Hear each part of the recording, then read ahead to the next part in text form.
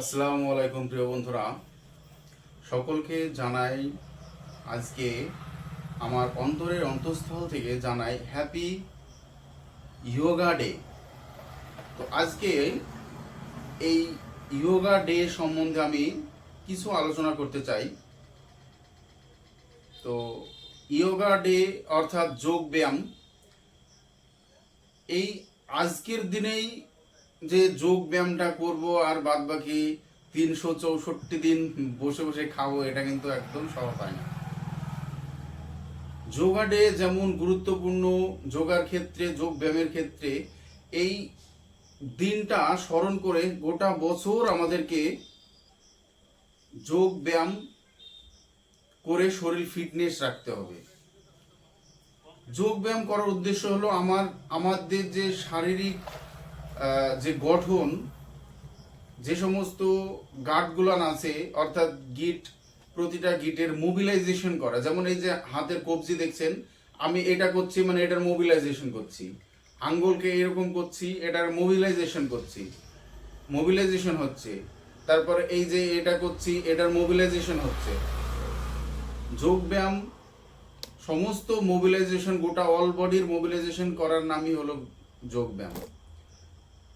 তো এই যোগ ব্যায়ামের মধ্যে অনেক অনেক অনেক ব্যায়াম আছে। তো যেমন কয়েকটা আমি নাম করি, যেমন শীর্ষাসন আছে, পদ্মাসন আছে, শবাসন আছে, তারপরে ধনুরাসন আছে, সূর্যাসন আছে, এরকম অনেকগুলো আসন আছে। প্রত্যেকটার প্রতিটা আলাদা আলাদা গুণ আছে, যেটা আমাদের প্রত্যেকটা মানুষের খুবই অত্যন্ত প্রয়োজন। চোখেরও ব্যায়াম আছে, আপনারা অবাক হবেন চোখের ব্যায়াম কি পরিমাণ উপকার হয় যদি কেউ কন্টিনিউ করে। তো তার চোখের দৃষ্টিশক্তি বেশি হবে, মাথা ঘোরা বন্ধ হবে, ব্রেন শক্তি বাড়বে। চোখের ব্যায়ামটা কি ধরনের ব্যায়াম হতে পারে? প্রথমে চোখটাকে round, clockwise and anti clockwise ঘোরাতে হবে।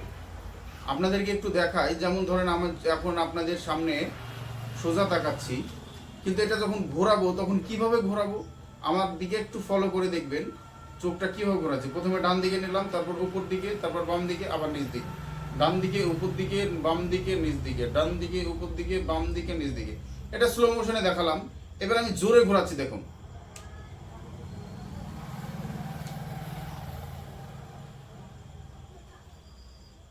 মোটামুটি দেখালাম। তো এই যোগ ব্যায়ামের ক্ষেত্রে ঘাড়ের যদি ব্যথা হয়, সেই ক্ষেত্রে ঘাড়ের ব্যায়ামটা আপনার কিভাবে করতে হবে, এইরকম ডান দিকে, প্রথমে ডান দিকে ঘোরান, মোটামুটি 10-15 বার 20 বার ঘোরান, তারপরে আবার ওখান থেকে বাম দিকে এইভাবে ঘোরাতে হবে। এটাকে ঘাড়ের মোবিলাইজেশন বলছে।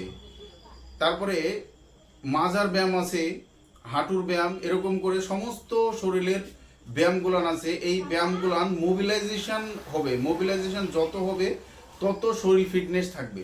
তো যোগ ব্যায়াম আজকের দিনে আমি বেশি ভিডিও বাড়াতে চাই না, আজকের মতো এই পর্যন্তই। ভালো থাকুন, সুস্থ থাকুন। আর এই ইয়োগা ডে সেলিব্রেশনের সাথে সাথে প্রত্যেক দিন আপনারা এই যোগ ব্যায়ামগুলান করবেন, তাহলে শরীর ফিটনেস থাকবে।